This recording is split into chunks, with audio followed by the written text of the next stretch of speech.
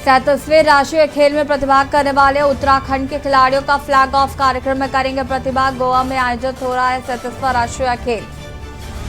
गंगोत्री व यमुनोत्री में तीर्थयात्रियों का नया रिकॉर्ड। खेले व्यापारियों के चेहरे कपाट बंद होने में भी शेष।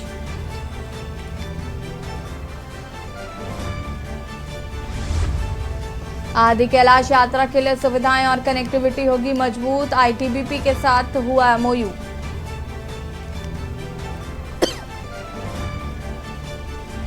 जिला मुख्यालय में ऋषिकेश, बद्रीनाथ, रुद्रप्रयाग, गौरीकुंड राजमार्ग को जोड़ने के लिए 910 मीटर लंबी सुरंग बनाने की तैयारी। दोनों छोर पर तेजी जारी है निर्माण कार्य। राजधानी देहरादून से सप्लाई की गई नकली दवाएं जब्त। 3 मेडिकल स्टोर पर छापा। 20 लाख की गोलियां व कैप्सूल जब्त। उत्तराखंड के मैदानी इलाकों में 2 डिग्री लुढ़क सकता है पारा। पहाड़ों में वर्षा व बर्फबारी के संकेत।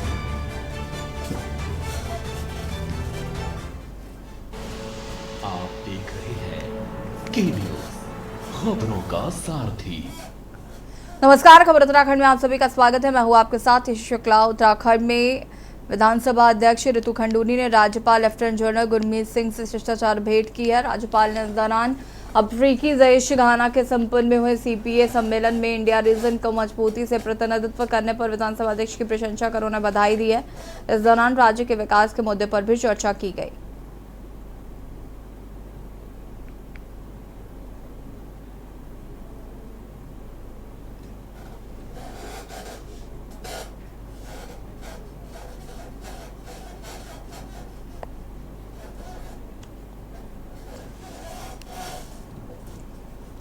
देहरादून के जॉली ग्रांट एयरपोर्ट पर भारतीय विमान प्राधिकरण, दिल्ली के सतर्कता विभाग के कार्यक्रम के साथ गोष्ठी का आयोजन हुआ है।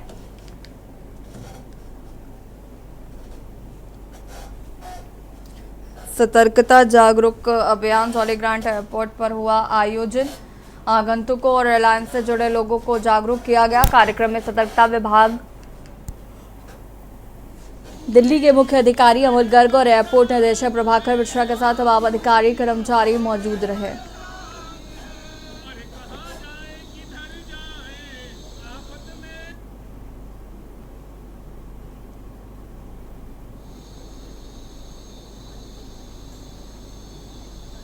कमीशन ने एक मुहिम चलाई है 3 महीने की, जिसमें ये कहा गया है कि एक पिडपी रेजोल्यूशन 2004 है।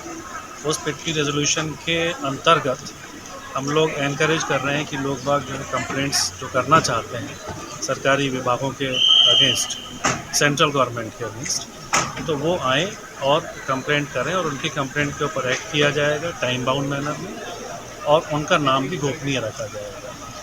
पुराना रेजोल्यूशन है लेकिन अभी तक बहुत ज़्यादा यूज़ नहीं किया जा पा रहा था, तो उसको हम प्रोपेगेट कर रहे हैं, लोगों को बताना चाहते हैं, सेंसिटाइज कर रहे हैं। नैनीताल जिला हॉस्पिटल का निरीक्षण करने पहुंचे केंद्रीय स्वास्थ्य सचिव सुधांशु पंत को वार्डों के निरीक्षण के दौरान उन्होंने हॉस्पिटल की साफ सफाई पर संतोष जाहिर करते हुए नाराजगी व्यक्त करते हुए कहा कि हॉस्पिटल के आईसीयू वार्ड में लगे 5 बेड में से केवल 3 बेड में ही वेंटिलेटर हैं, जबकि सभी में वेंटिलेटर की व्यवस्था होनी चाहिए। केंद्रीय स्वास्थ्य सचिव ने कहा कि हॉस्पिटल में लगे सभी उपकरण को चालू हालात में रखा जाए।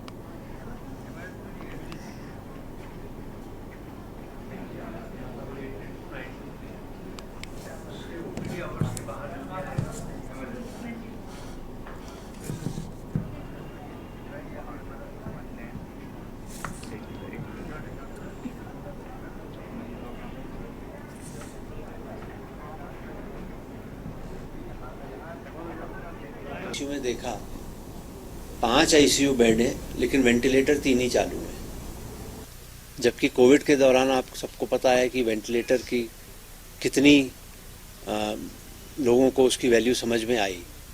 तो अब कहा गया है ये लोकल प्रशासनिक चीज़ें हैं, निरंतर जो इक्विपमेंट है नंबर 1 वो चालू स्थिति में रहे, चाहे वेंटिलेटर हो, चाहे मशीन हो एक्सरे की, चाहे सीटी मशीन हो, चाहे अल्ट्रासाउंड मशीन हो, चाहे आपके दूसरे मॉनिटर्स हों, चाहे ऑक्सीजन प्लांट हो, से इक्विपमेंट होना ही पर्याप्त नहीं है, वो चालू स्थिति में होना चाहिए। देहरादून के थाना विकास नगर के डाक पत्थर चौकी क्षेत्र में शुक्रवार को पुलिस ने नदी से एक व्यक्ति का शव बरामद किया था, जिसके शरीर पर चोट और खरोच के निशान पाए गए थे। प्रथमदर्शिया पुलिस ने इस मामले में शव की शिनाख्त और हत्या की जांच शुरू की है। जांच के लिए बनाई गई पुलिस टीम ने घटनास्थल के आसपास क्षेत्र में लगे सीसीटीवी कैमरों को खंगालना शुरू कर दिया है। पुलिस की माने तो मृतक की पत्नी और उक्त व्यक्ति के साथ प्रेम संबंध था, जिन्होंने मिलकर ये साजिश रची थी। फिलहाल दोनों आरोपियों को गिरफ्तार कर लिया गया।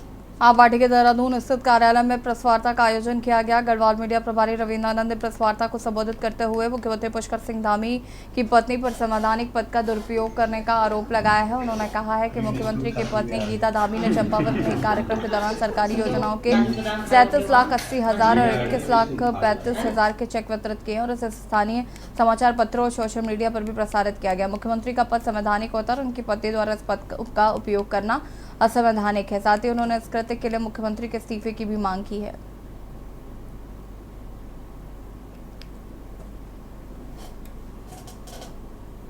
और सीधे आपको ले चलते हैं देहरादून, जहां पर मुख्यमंत्री पुष्कर सिंह धामी ने आशा आंगनबाड़ी कार्यकर्तियों को सुपरवाइजर पद हेतु नियुक्ति पत्र वितरित करने के बाद क्या कुछ कह रहे, सुन लेते हैं। संपूर्ण आत्मीयता के साथ जुड़कर काम किया है। इसी हमारी विभाग की मंत्री आदरणीय रेखा आर्य जी और हमारे सचिव महिला सशक्तिकरण एवं बाल विकास श्री हरीशचंद्र सेमवाल जी, श्री प्रशांत जी एवं महिला बाल विकास एवं इस विभाग के सभी आए हुए अधिकारीगण और जिनके निमित्त आज ये कार्यक्रम हो रहा है, ऐसी सभी उपस्थित हमारी सभी आंगनबाड़ी मिनी आंगनबाड़ी से सुपरवाइजर बनी हुई और आप सबके साथ आज इस कार्यक्रम में सम्मिलित हमारी सभी बहनें, मैं सबसे पहले तो आप सभी को आज बहुत ही शुभ दिन है और ऐसे शुभ दिन पर ये काम हो रहा है कि आज अष्टमी का दिन है और आप सभी को मैं दुर्गा अष्टमी की आज बहुत शुभकामनाएं देता हूं, बहुत बधाई देता हूं। और ये आज कितना सुंदर अवसर है कि शारदीय नवरात्र की दुर्गा अष्टमी के दिन आज आप सभी को 167 आंगनबाड़ी और मिनी आंगनबाड़ी बहनों को सुपरवाइजर के पद पर आज नियुक्ति हेतु नियुक्ति पत्र प्रदान करने का सौभाग्य भी, और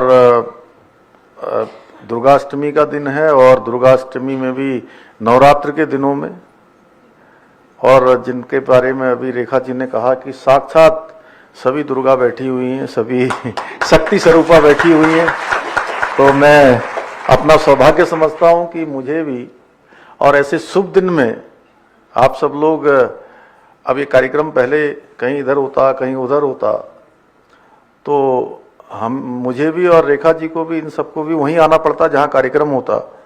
मैं अपना सौभाग्य मानता हूं कि इसी परिसर में मैं रहता हूं और इसी परिसर में आप सबके चरण पड़े हैं।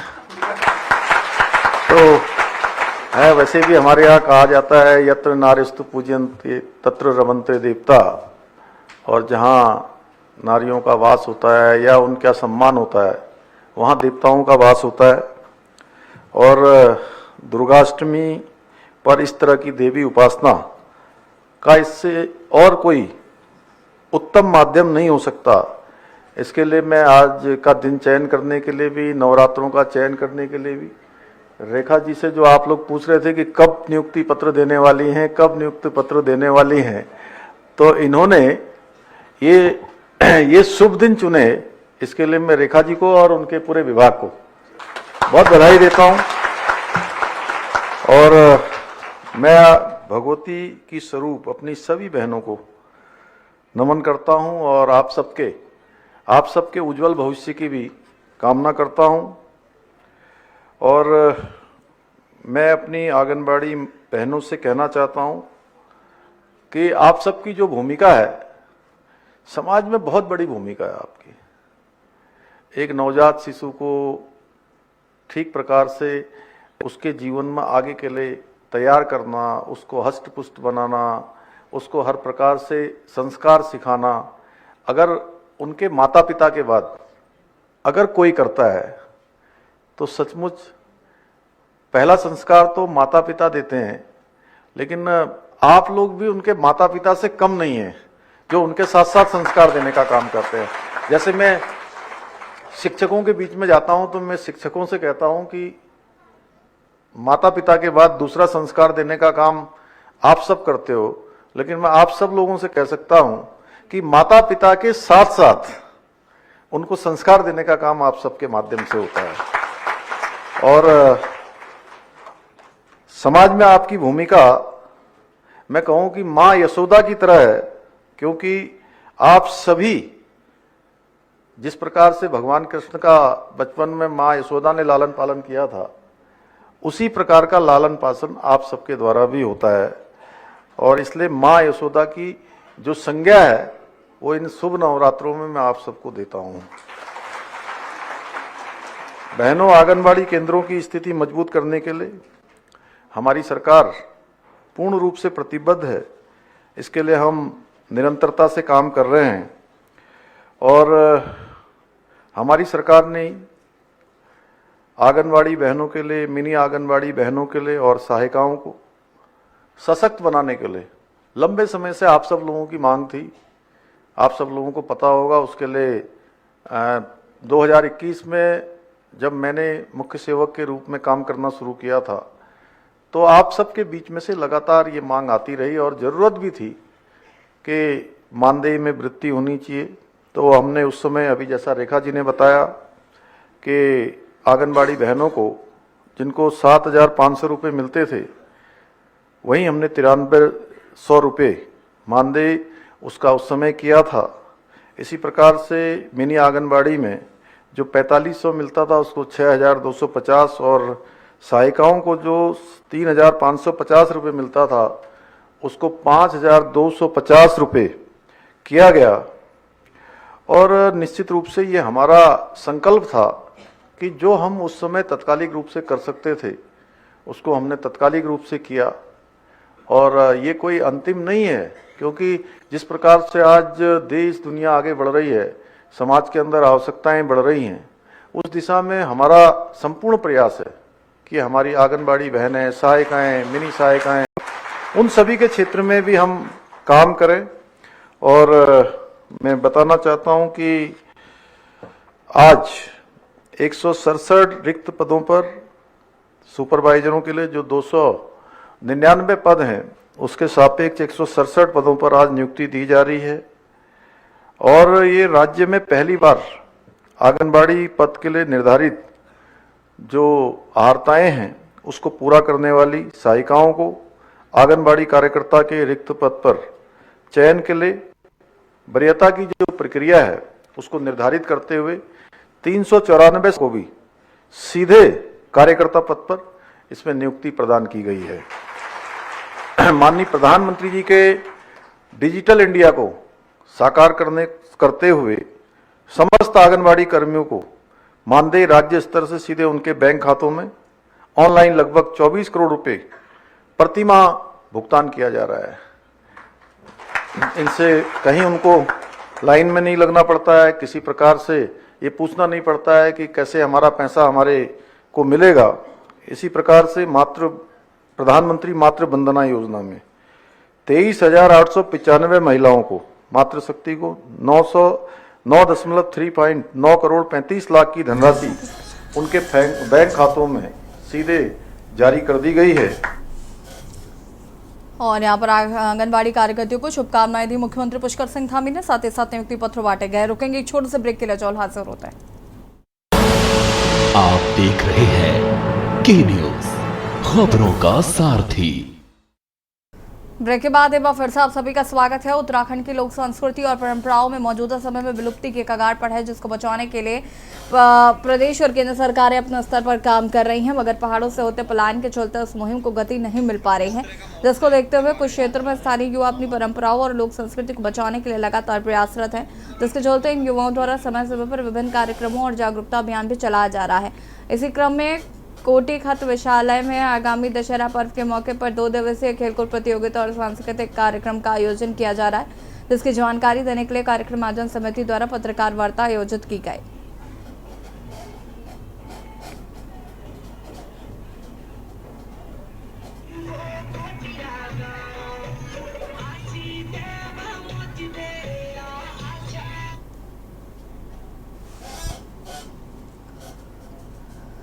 बीजेपी से किक्षा विधानसभा क्षेत्र के पूर्व विधायक राजेश शुक्ला से उनकी ही पार्टी के तमाम नेता आजकल अपनी नाराजगी खुलकर जाहिर कर रहे हैं।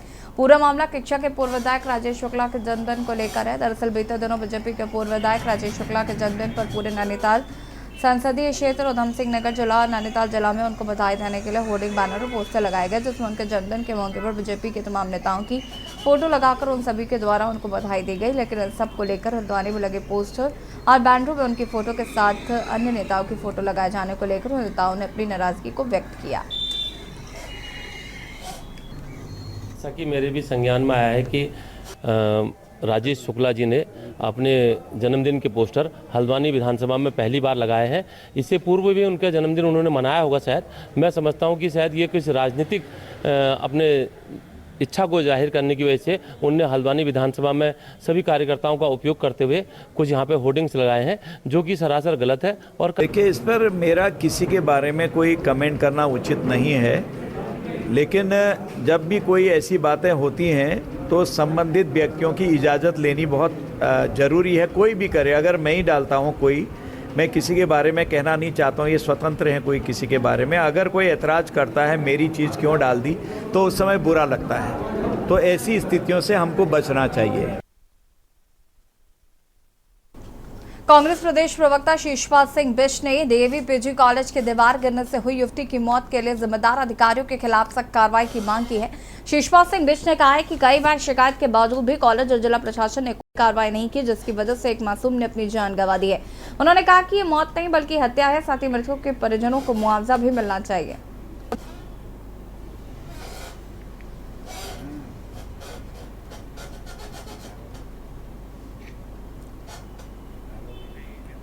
देखिए, डीएवी कॉलेज की जर्जर और जीर्ण शीर्ण दीवार जो है एक होनहार और निर्दोष बेटी के ऊपर गिर गई, और आपने देखा कि असमय वो हमारे बीच से चली गई, उस बेटी को जान गंवानी पड़ी। आखिर ये किसकी लापरवाही है? कहा जा रहा है कि छात्र संगठन लगातार उस दीवार की मरम्मत की मांग कर रहे थे, आखिर उसका पुनर्निर्माण समय रहते क्यों नहीं किया गया?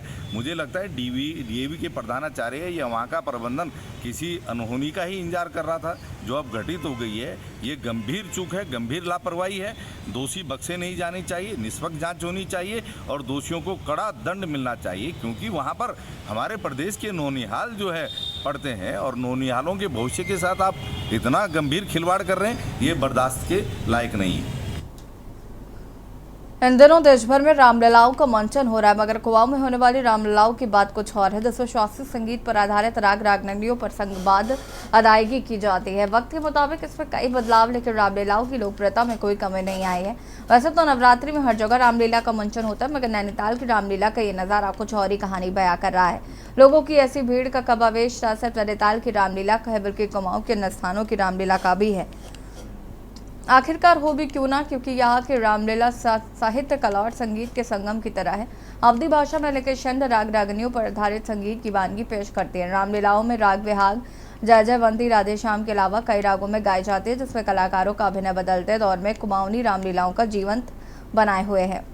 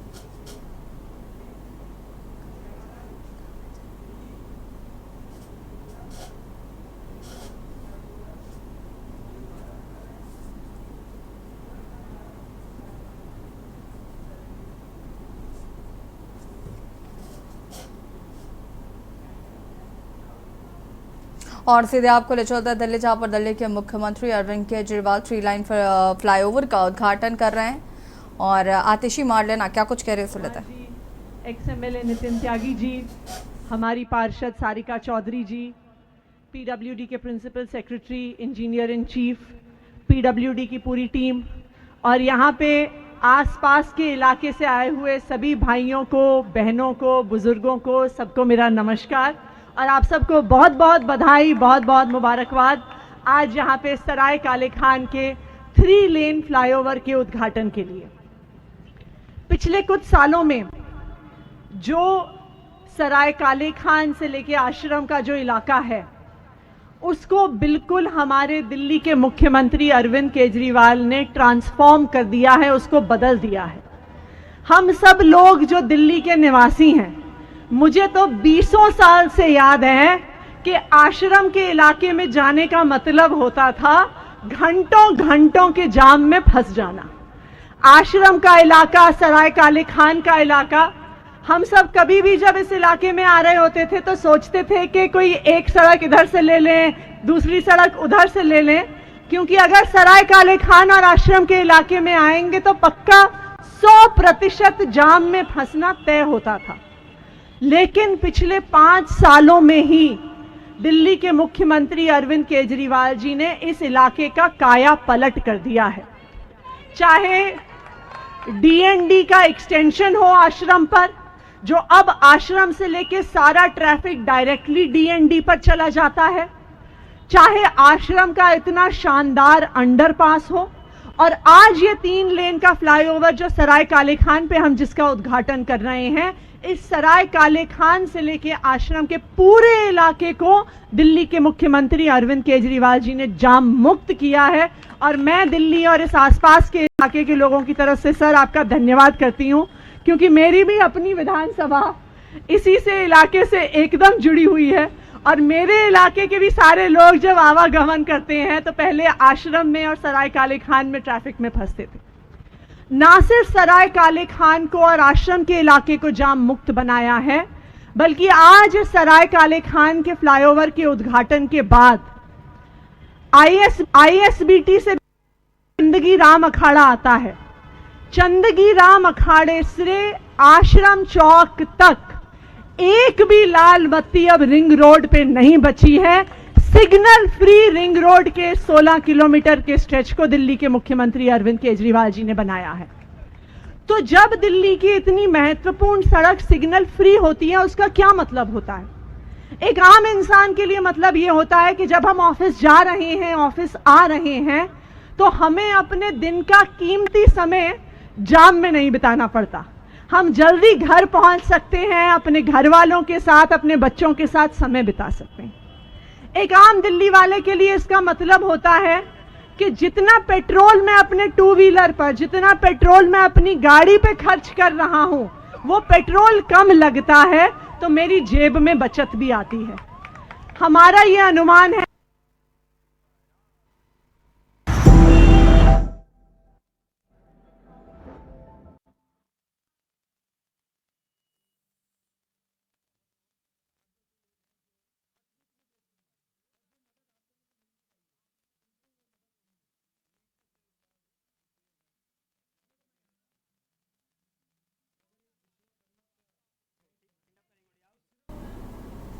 और यहाँ पर सरायकला खां में आपको बता दें कि 3 लेन फ्लाईओवर का उद्घाटन मुख्यमंत्री अरविंद केजरीवाल ने किया है। और खबर उत्तराखंड में फिलहाल इतना ही। देखते रहिए के न्यूज़ इंडिया। नमस्कार।